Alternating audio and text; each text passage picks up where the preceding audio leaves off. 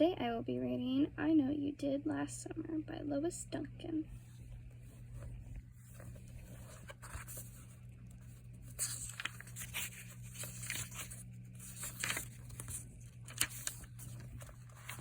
Chapter 1. The note was there, lying beside her plate when she came down to breakfast. Later, when she thought back, Julie would remember it, small, plain, her name and address hand-lettered in stark black print across the front of the envelope. At the time, however, she had eyes only for the other letter, long and white and official, which lay beside it. Hurriedly, she picked this up and paused, glancing across the table at her mother, who had just come in from the kitchen. "It's come," Julie said. "Well, aren't you going to open it?" Miss James set the coffee pot down on its hot plate. "You've been waiting for this long enough. I would think you'd have had it open before you even sat down." "I guess I'm scared," Julie admitted. She slipped her forefinger under the corner of the flap. "Okay, here goes." Running her fingers the length of the envelope, she drew out the folded sheet of stationery and smoothed it flat on the table. "Dear Miss James," she read out loud, "I am pleased to inform you that you have been accepted." "Oh, honey!" Her mother gave a little gasp of delight. "How wonderful!" "Accepted?" Julie repeated. "Mom, can you believe it? I'm accepted. I'm going to Smith."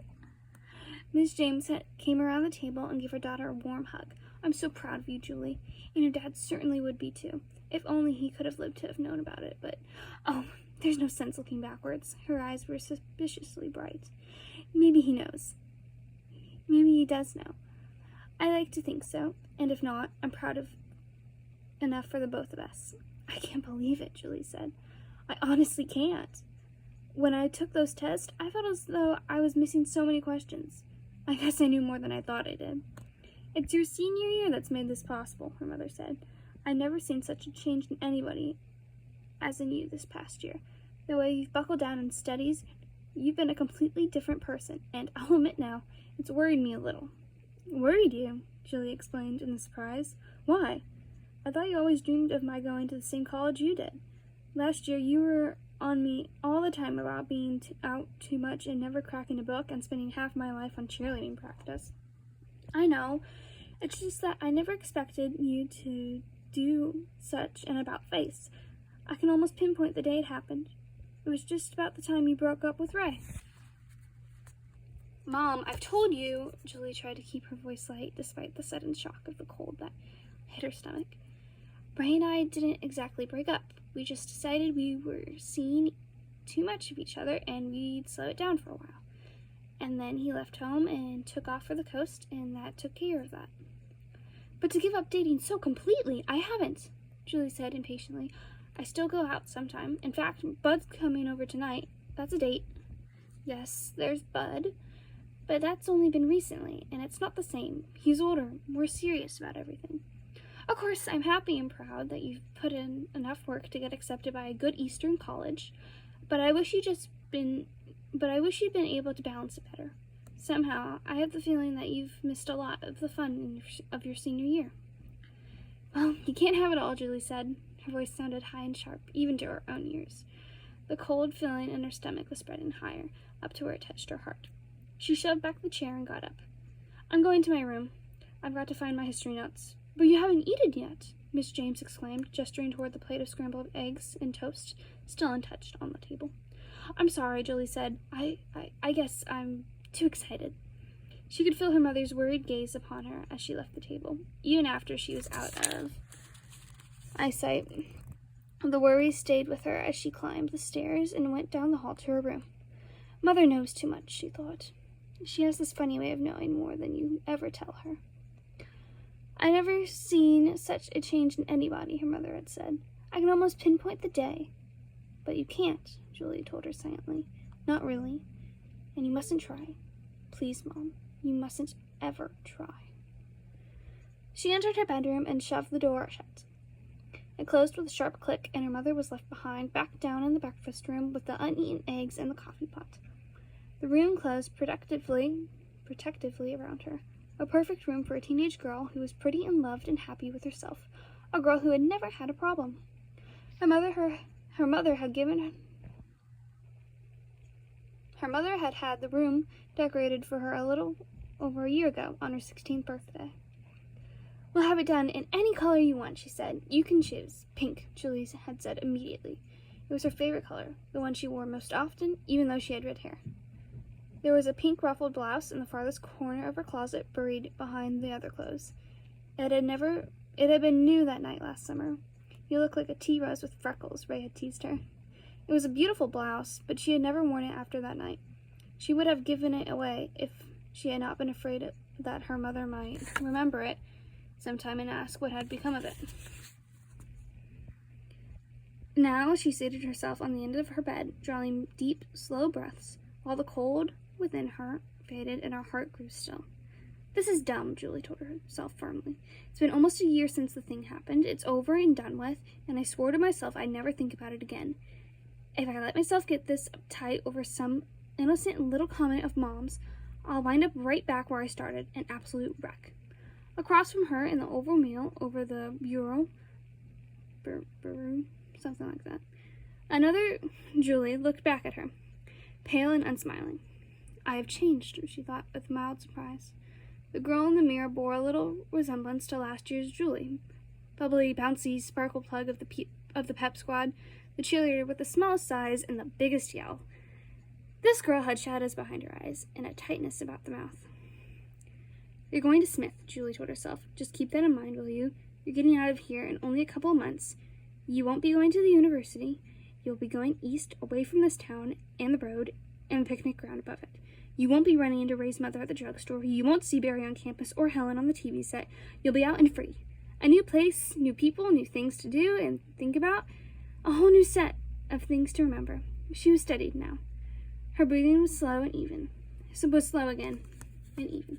She picked up the letter from Smith,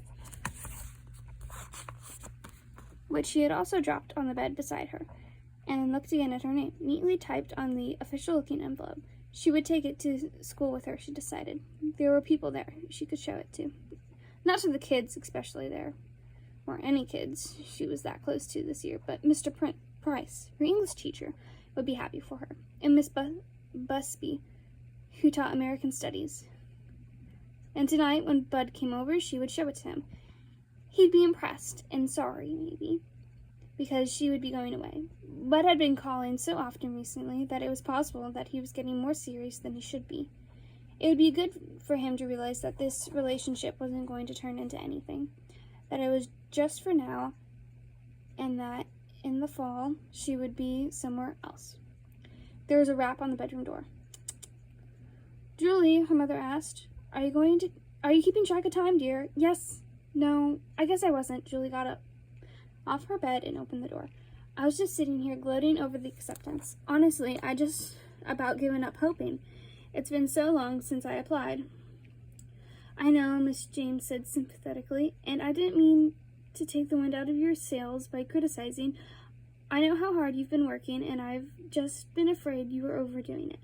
I'm glad that now you can relax and enjoy your summer." "I'm glad too," Julie said. She put her arms around her mother and gave her an impulsive hug. Her mother's arms came back around her, surprised and glad. She ought to hug her more often, Julie thought. I don't deserve to have somebody like this for a mother. I love her so much. I'm really all she has since Daddy died. Now I'll be going away and she'll be gone alone. And still, she's happy for me. Are you sure you'll be okay? She asked, against her mother's soft cheek. Can you get along, do you think, with me so far away? Oh, I think so, Miss James said with a catch in her voice, which was supposed to pass for laughter. I made out all right before you were born, didn't I? I'll keep busy. I've been thinking that maybe I'll go back to work full-time. Would you like that? Julie asked. Her mother had been a home economics teacher before her marriage, and since her husband's death 8 years ago, she had been working as a substitute. I think I would. It would be nice to have my own class again. With you out of the nest, there wouldn't be anyone to need me at home, so it's time to be needed somewhere else. I did lose track of time, Julie said apologetically. I'd better start running. Her mother glanced at her watch. You are late. Would you like me to drive you? That's all right, Julie told her. I haven't had a tardy slip all year, so it won't kill me to get one.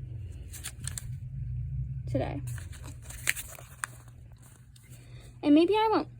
Mr. Price is a pretty all-right guy about things like that. She gathered up her books and history notes from the bedside table. Downstairs, she paused long enough to rummage in the penny bowl on the sideboard for lunch money. "I'll see you after school," she said. "Bud's not picking me up till around 8, so there's no reason we have to eat early. Are you going out any place?" "I don't have any plans," Miss James said. "Wait a minute, honey. You didn't get your letter." "Yes, I did. It's here in my notebook." "No, I mean the other one." Her mother leaned across the table to pick up the second envelope, half concealed by the edge of the egg plate. "There were 2 pieces of mail for you this morning. Not that this could possibly be as exciting as the first one. It's the size of a party invitation, though. I can't think of who would be inviting me to a party." Julie took the small envelope from her mother's hand. "That's funny. Big block printing and no return address." She tore the envelope open and removed a folded sheet of lined paper. "Who's it from?" her mother called back over her shoulder as she carried the breakfast dishes into the kitchen. Anybody I've ever heard of?" "No," Julie said. "Nobody you know." With slowly growing horror, she stared at the letter, at the one black sentence that peered up at her from the smudged paper. "I'm going to be sick," she thought. Her legs felt weak, and she reached out and caught hold of the edge of the table to steady herself. "It's a dream," she told herself hopefully. "I'm not really awake and standing here in the dining room at all. I'm lying in bed upstairs, asleep, and this is only a nightmare, like the ones I used to have back in the beginning. I'll close my eyes, and when I open them, I will wake up. It will be gone. The paper will be gone. It will never have been." So she closed her eyes, and when she opened them again, the paper was still there in her hand with the short sentence printed on it. "I know what you did last summer." Dun, dun, dun.